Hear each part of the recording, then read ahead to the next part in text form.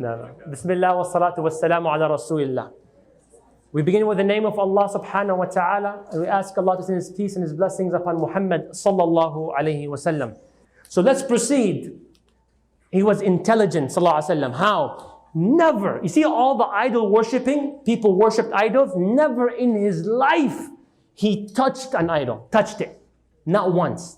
Let alone what? Prostrate. Let alone sacrifice a camel or whatever for an idol. Never did. Intelligent. Even though he was against idol worshipping, the people still very much trusted him with everything.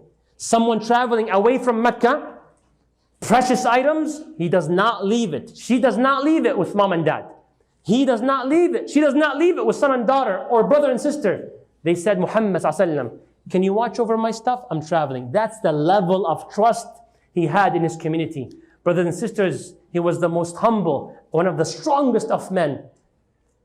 And he was most handsome, yet he kept his humbleness. May Allah keep us humble and keep us trustworthy and make us intelligent and friendly, thankful, helpful, a family man and woman and truthful. Say Ameen.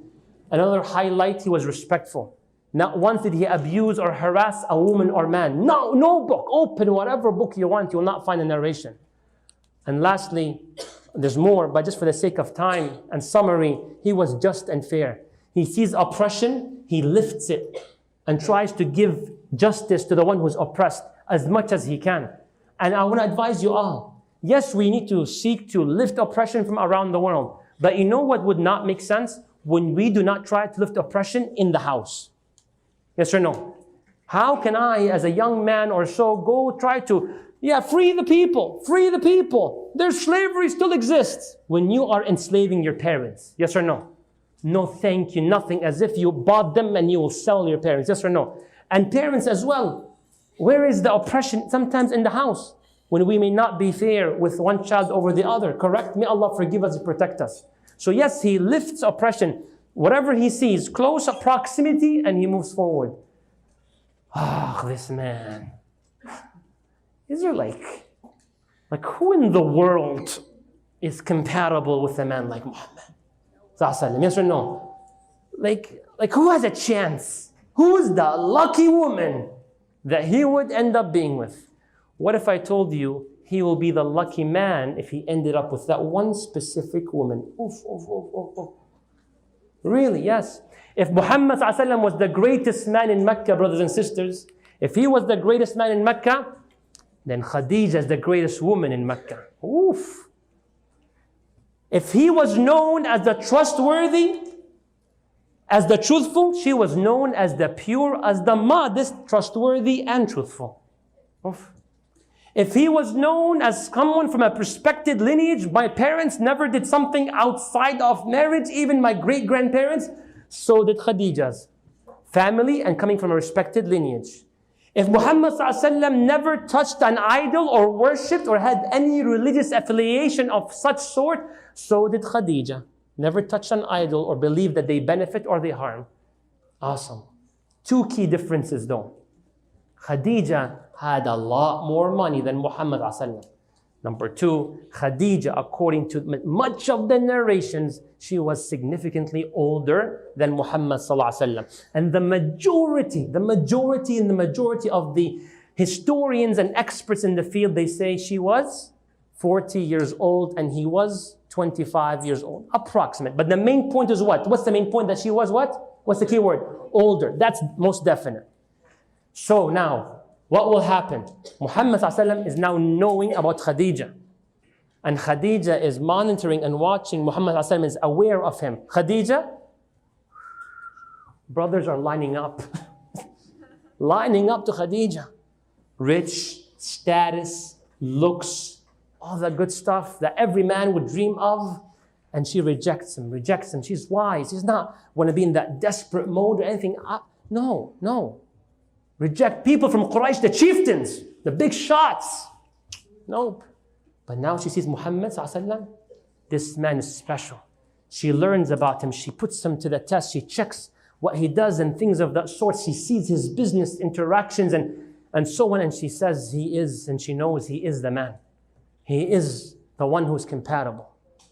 And all narrations I'm aware of, when the experts in the field of authority in the life of Muhammad ﷺ, they all say that the one who initiated the marriage proposal was Khadijah radiallahu anha. And I want to add something. Khadijah the modest started. Khadijah the pure initiated the proposal. She comes to teach us something. I know it's a little bit of a sensitive topic, but we'll play inshallah safe and real. Is that sometimes we feel in a panic, disrespectful mode when our daughters or our family from the girl's side initiates the idea. Why you seem so desperate? No, if he wants you, he will come to you. Khadijah is teaching us, if he's that great, do your stuff, do your networking and let it come from you. And the most respectful of women in Mecca, Khadijah, knew that this does not scratch her honor. But I gotta warn you something. I gotta warn you from something.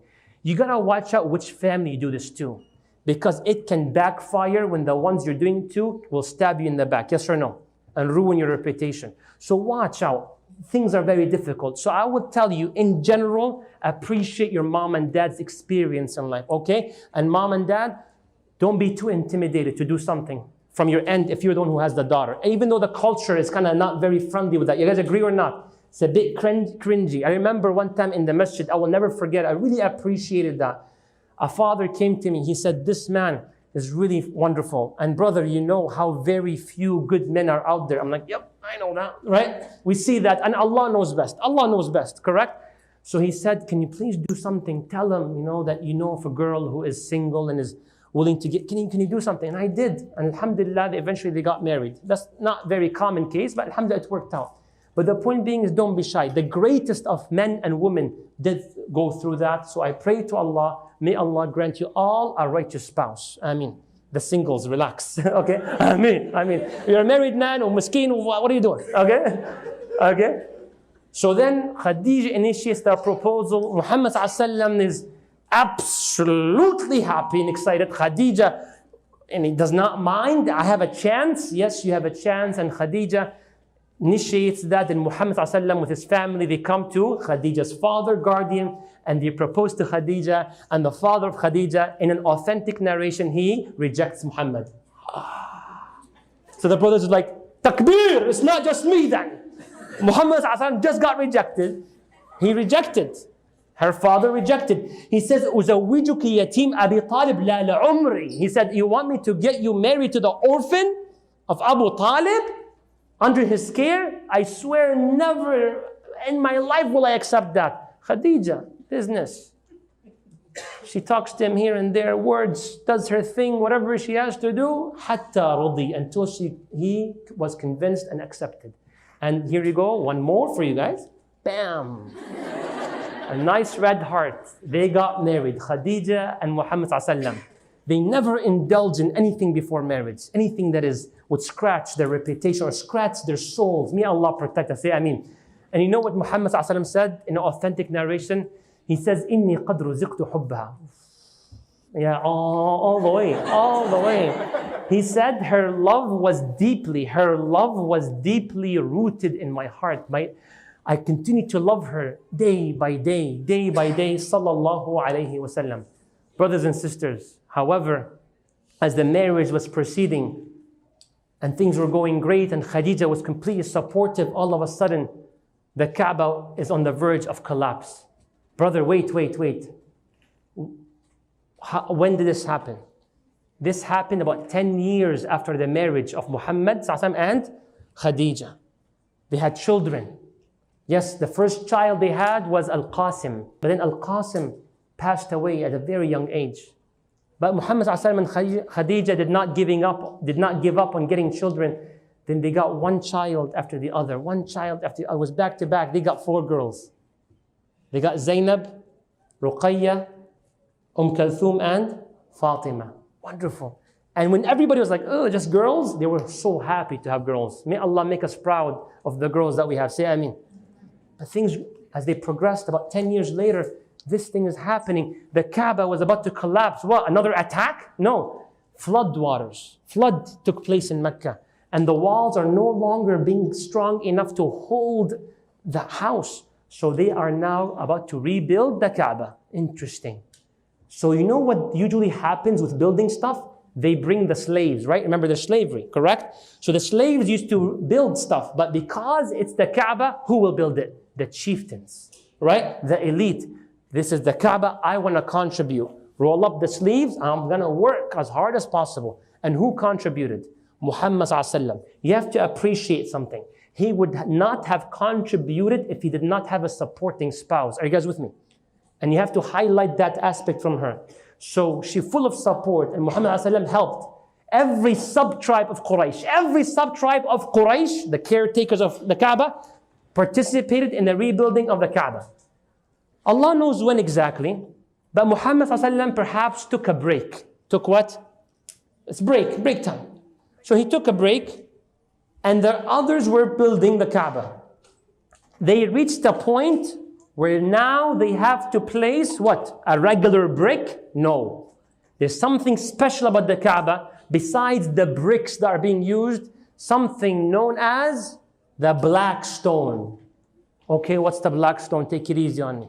Black stone was believed to be a rock or a stone that came from the heavens. Okay? It's a stone that the Creator sent down. That's what they believe.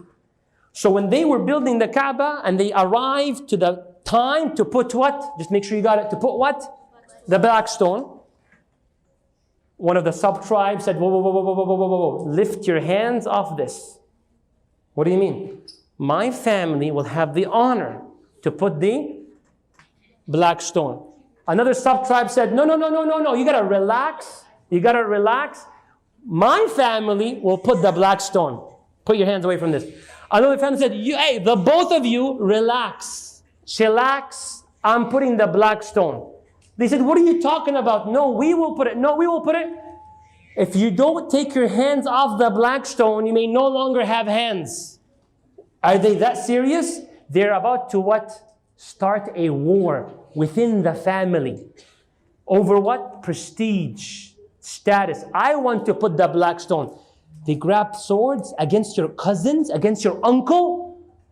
Is that how obsessed you Arab at that time were about status and reputation at the expense, at the bloodshed of your family? So one wise man, on the edge of war, not for a day or two, people, they fought for over 30 years. Some Arab over what? Killing of what? A camel.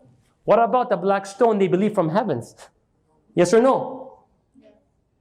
So then one wise man said, listen, everybody stop. Put your swords back, stop. How about the first person who walks from these doors, whatever tribe he belongs to, he and that tribe gets the honor to put the black stone. What do you guys think? He will be the judge. Agreed. And what are they all doing? Looking at the door. A wish is mine. From my tribe. A wish is from my tribe. Who is it? And who walks in? None other than Muhammad sallallahu alayhi wasallam. By consensus, the people are saying, Ataakum al-Amin. The trustworthy has come. They felt no one is more deserving. Look at the status of Muhammad sallallahu alayhi wasallam. Look, about 35 years old. Ataakum al-Amin, the trustworthy has just come. He definitely is deserving of this. Muhammad sallallahu alaihi wasallam, when he comes, I'm pretty sure, I'm guessing, I don't have a narration, but everybody was staring at him. Don't you guys think so? like, is everything okay? Like, what's going on, right? So they explained the story to him. Listen, this was happening. We're about to kill each other. And this is like seriously like bloodshed. And we said, whoever walks in, whatever tribe they belong to, and you were the one who walked in and couldn't be any better, congratulations, you put the black stone. He got the idea. This is what he does. He caught everybody off guard. He said, I want a sheet. What? A sheet? Okay. Here you go. Sheet. Okay, perfect. All right.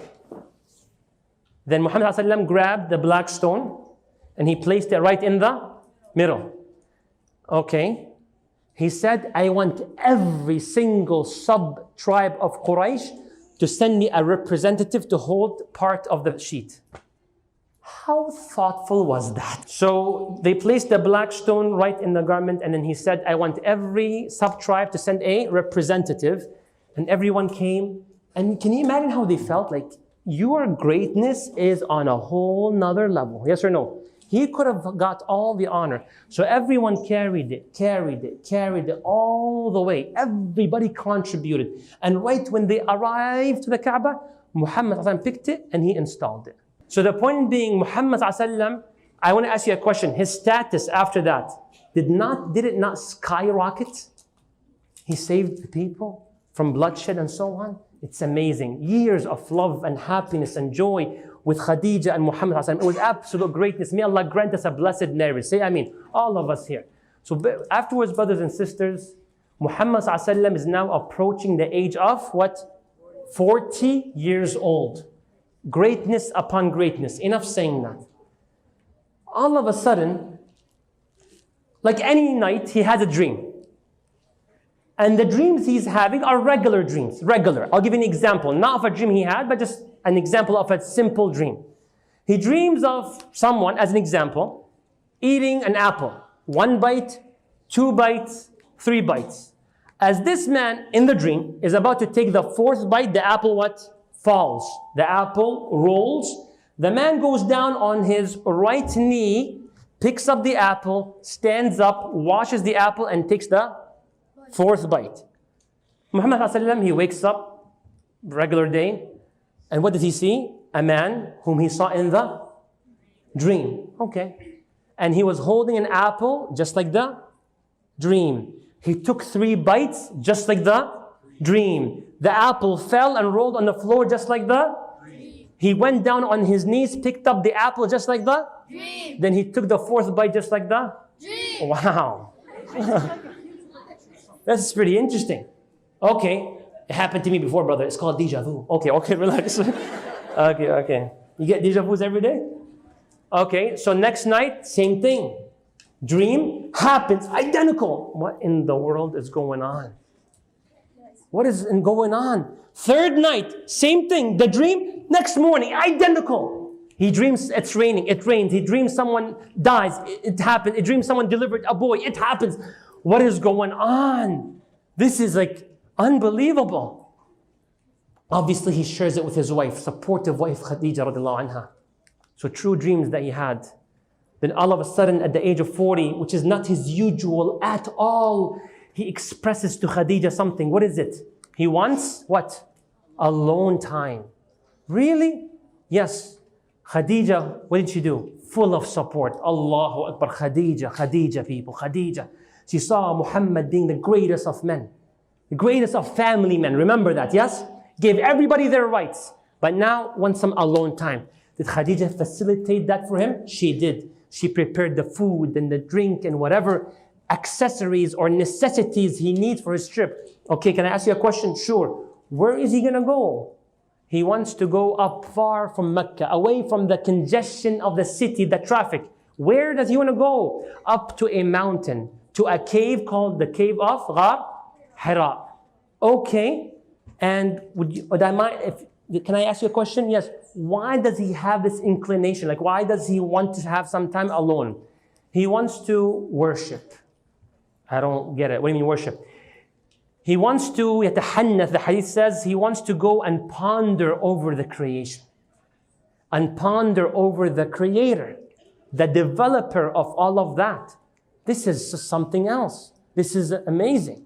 So he wants to know what's the purpose of life and what's the mission. And he sees oppression and what is this life all about? He wants to have that connection with the Creator. I'm saving it till this session. Ready? When we speak about having someone who is a creator, pay attention. Please pay attention. When we speak about a creator, someone that caused something to happen, that is not a tall claim. It's not. Are you guys with me? It's a very simple fact that someone caused the universe to come to place. You're like, no, but you know there's a chance. How? Like, on what basis do you say that? I ask you, if you see a book, you see my notes? Here we go. See my notes? Okay? You see the notes, you go over my notes, for example, like, that's pretty organized, right? So you wonder, who are these notes belonging to, right? Who typed it up? Yes or no? Is that what you ask? Yes or no? Who does this document belong to? Do you ever ask, or do you ever say, there's a possibility it doesn't belong to no one? How? The way this was formed is that there was some disorder. And ink fell onto the pages and formed itself into letters, an F and an I and a T and everything. And you cannot deny there's a chance. Yeah, there's a chance. Yeah. One in what? Quadrillion, billion? But do you actually ever say that to a book? To a notes? Do you ever say that? You will never get married, I promise. I'm going to work on you never getting married if you say that, okay? Yes or no? Someone had to write this 8, 10 pages. Then what about a DNA of a body that requires 10,000 books to explain? Yes or no? But there's a chance. We came from monkeys. La hawla wa la quwwata illa billah. Because brother, there's a chance. There's a chance. I wish you had so much hope in life like that. There's a chance, right? What are you talking about? Wow. You would not say that about a document.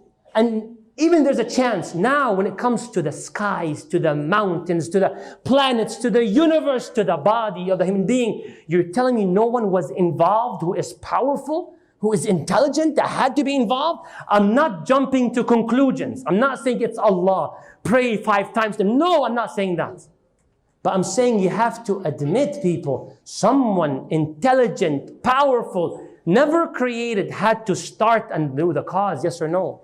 Simple. Don't complicate that which is simple. People want to ruin our brains and stab our consciousness and our logic. They say, think about it. I'm thinking about it. That's done. It's over. Back and forth. How long is he spending in the cave? Several nights, brothers and sisters. Not 1 or 2, several nights. Whenever he runs out of food and drink, he goes back to whom? To his wife, Khadijah. Khadijah, I want to go back again. She said, no problem. Food, drink for several nights. But all of a sudden, greetings, he hears. What? He hears people greeting him. He's walking, doing his thing. Want to go back to the cave or so. And all of a sudden, he hears, Assalamu alayka ya Rasulallah. There's no one around. What was the sentence? Peace be upon you, O messenger, O agent of Allah, the Creator. What's going on? Assalamu alayka ya Rasulullah. Assalamu alayka ya Rasulullah. Assalamu alayka. Assalamu alayka. Peace be upon you, O messenger, O agent of Allah, the Creator.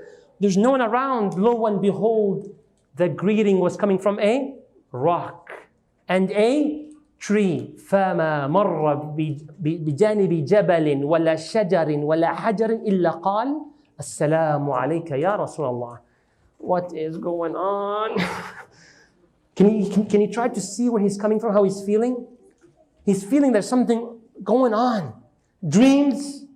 I don't usually want like alone time and greetings. What in the world is happening? Brothers and sisters, he goes up to the cave looking for answers. He expresses that to his wife and she's full of support. Never did his wife accuse him of being mentally ill or anything like that sort, or you are possessed. Never. Full of support. You'll be fine. You'll be fine. Full of support. May Allah make every husband and every wife supportive to one another on good causes. Say Ameen.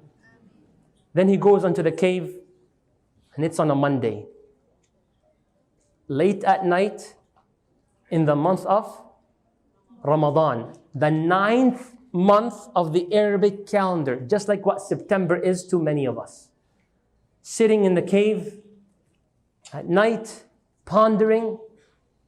And it's how long of a walk? By the way, how long of a walk is it? It's about an hour walk approximately to go from the bottom of the mountain to the cave. And that's when you have steps and so on. He had no steps, no path. Sitting in the cave, dark night, all of a sudden, someone walks in. He tells him, Iqra. What? Iqra. read. He said, "Ma ana biqari," I cannot read. So this person comes in and he squeezes him so hard. And Muhammad is what? So strong. Remember that. He cannot break from it. He cannot break from it. This man is so empowering him, so much, so forceful. Muhammad's oxygen is running out. He's about to face death. Then he lets go. Iqra, read. Muhammad said, I cannot read. Ma ana biqari, I cannot read. Brings him again, squeezes him so hard. About to crush him. He can no longer breathe. His face color changes. Let's go. Iqra.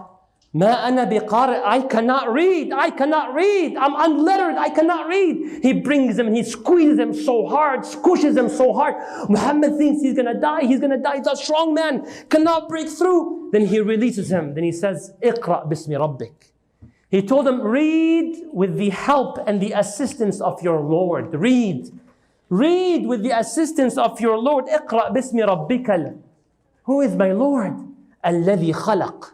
The one who created. The one who created everything. The sky that you were looking at. The mountains you were looking at. The camels that you were riding. Everything He created. Iqra bismi rabbik. Alladhi khalaq. And specifically, خلق الإنسان. Muhammad is listening to this. خلق الإنسان. He created the human being specially. من علق. What? من علق? From a piece that looks like a suspended blood clot and leech. Wow. You see Muhammad ﷺ, you see people, this fully loaded piece of information, you will be able to absorb it. You will be able to comprehend it. You will be like a well-read, educated person, even though you never read or wrote. Just like how we made you out of a leech, blood clot. Iqra bismi rabbik, read with the assistance of your Lord, the one who created especially the human being from a alaq. Iqra, so read. Wa rabbuka al-akram, your Lord is the most generous. One of the greatest signs of His generosity, alladhi allama bil qalam. One of His greatest signs of His generosity is that He will preserve what is being said to you through writing for ages and ages. Not just that, another blessing, allama al-insana ma lam ya'lam. He taught the human being that which they never know. He did, and He will teach more and more. And He just taught you one thing that no one in the world can know in the 6th century or the 7th century except the one who made the embryo. Yes or no? And He gave him that one piece of information, and that man disappeared. Muhammad ﷺ was terrified. Muhammad ﷺ is about to running at the dark of the night. I'm not waiting. He's terrified. He's scared. Going through the rocks, going through the sand, going through the stones, running and running to who? I will not say he's running to his house. I refuse to say that. He is running to his wife Khadijah. Khadijah radiallahu anha. He walks in and right then and there, he says, cover me, cover me, cover me. Zammiluni, zammiluni. Khadijah comes and she covers him right away. 1 cover, 2, covering him. And she does not interrupt him. She covers him just like how he asked. Cover him. And he was shivering. He was terrified. She waited, didn't interrupt, waiting. Until he settled. Then he told her, Ya Khadijah, if you know what just happened. I was in the cave, as you know, I'm spending the night there, and someone randomly walks in. He says, read. I told him I cannot read. He squeezes me, about to choke me to death. Did it 3 times. And he said, read in the name of your Lord, the one who created you and I from my clot. You and I, Khadijah, all of us from a clot. Read, your Lord is the most generous. Read. Your Lord is the one who bestowed blessings upon you. He is the most generous. He will make the words preserved, and He will teach you that which you do not know. Khadijah, my conclusion, you want my take? Usibtu bi junun. Asabani junun. I'm about, that's it, I'm possessed. I think I'm done. That's it, it's over, Khadijah. Right when he said that, she told him, Kalla wallahi ya Muhammad, don't you ever say that. Ya Muhammad, there's no way the Creator will cause that to you. Do you know who you are, Ya Muhammad? Let me remind you of who you are. إِنَّكَ لَتَصِلُ الرَّحَمِ. Ya Muhammad, you're the best of family people. You're the best husband. You're the best son. You're the best nephew. You're the best grandson. You're the best cousin and nephew to all your family. No way the Creator does that to someone like that. You are possessed? No way. Muhammad, you are someone who takes care of the weak.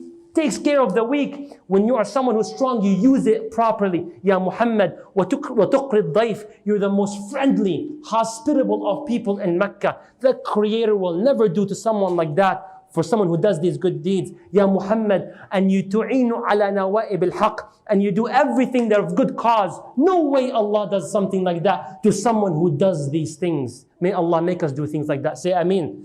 When she said that to him, she reassured him verbally. And obviously Khadijah helped him big time, yes or no? Then Khadijah didn't just talk like that. Khadijah took him to her relative Waraqa. Who is Waraqa? Waraqa is a scholar, one of the biggest scholars in all of Arabia, who never worshipped idols. He was a person who is educated, he reads, he writes, but at this point he reached an old age and he became blind. She brought Khadijah, her husband Muhammad, to Waraqa. Waraqa, my cousin, listen to what Muhammad has to say. Muhammad, speak up. What's going on? What's going on? Speak up. He tells him the story. Waraqa is paying attention. Waraqa is moved.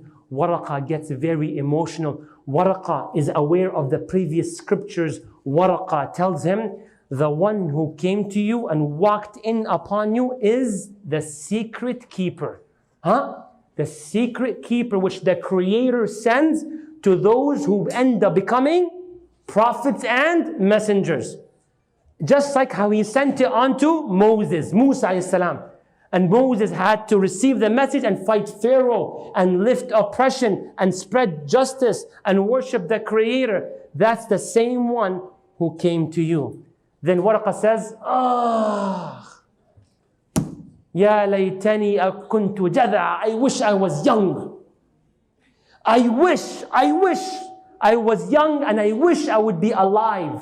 I wish I would be alive when your people expel you, try to take you out of Mecca. Muhammad interrupted us and said, wait. أَمُخْرِجِيهُمْ. The message that I may receive will cause my people. Now you appreciate the sentence? My people who see me as the golden man of Mecca, the representative, the one who placed the black stone, the one who stopped bloodshed, the one who never lied, the one who people trust. All of that will go outside the window. They will kick me out of Mecca. Waraqa, the scholar who read the history of the past prophets, he told them, Muhammad, no one ever came with a message similar to yours, except that enemies started to grow against him. Then Waraqa told him, and if I live long enough, Ya Muhammad, if I live long enough to witness the day where people try to fight you and kick you out of Mecca, I will do whatever it takes. I'm blind, I'm old, I will do whatever it takes to save you and help you. Muhammad is moved, Khadijah is moved. May Allah be pleased with Khadijah. Khadijah, people, Khadijah. The greatest woman and the greatest man, they still stick together through thick and thin, yes or no? And then they eventually leave. But what's the message? Like, what's going on? What's needed from me? A day, two pass by and no revelation come. Muhammad is so sad. Sallallahu is so sad. He wants to go perhaps to the cave again, or he's walking. And he's walking and walking and walking. And all of a sudden he sees someone who is who? The same one he saw in the cave, sitting in the air on a chair. Muhammad looks at him. What happens? He's terrified. And he runs back to who? To Khadijah. But this time, this person goes after him to the house. What will happen? What will be said? What in the world is next? We'll see you inshallah next month. Inshallah.